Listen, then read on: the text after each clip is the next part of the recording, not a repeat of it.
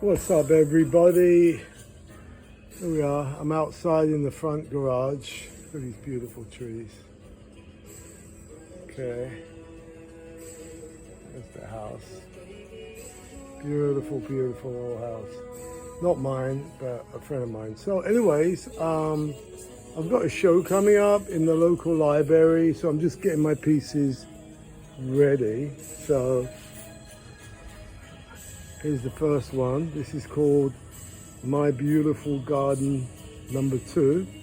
#1 is still in process actually, so I do need to finish that. So this is oil and canvas. This is about 4 feet high, about maybe 3 feet across, something like that. And the next one is upside down, well, of course. Here's the picture of it upside down, everybody. Sorry, but I'll do a real one right way up. But this is called My Wish Came True.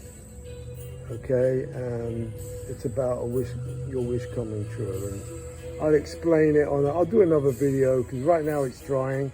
I just finished varnishing the frames.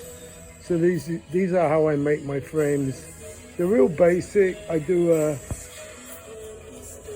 learned this over time. I don't do miters anymore because this is simpler, easier, and quicker.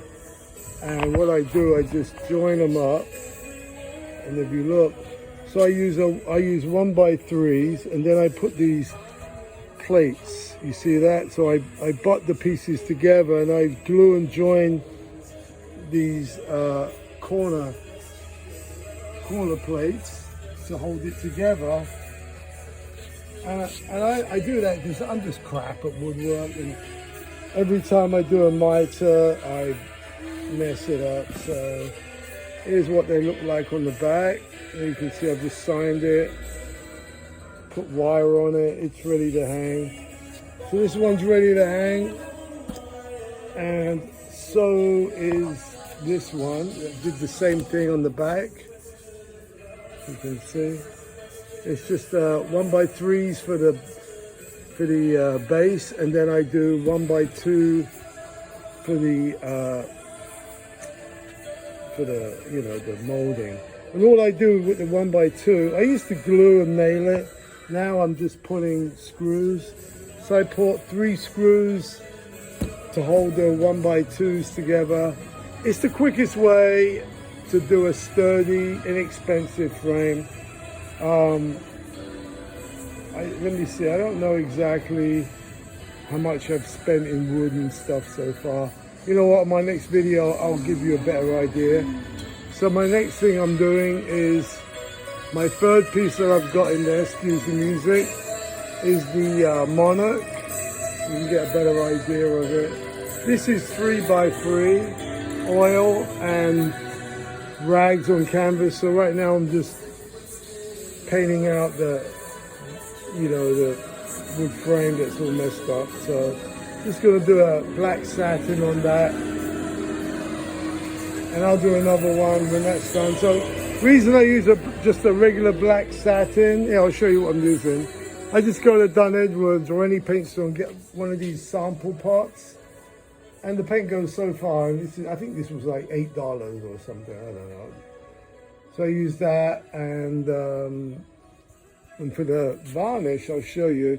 You can use any water-based varnish, but I'm using this. It's by Verifane, and they do pretty good stuff. So this cost me, I think it was $24 before tax.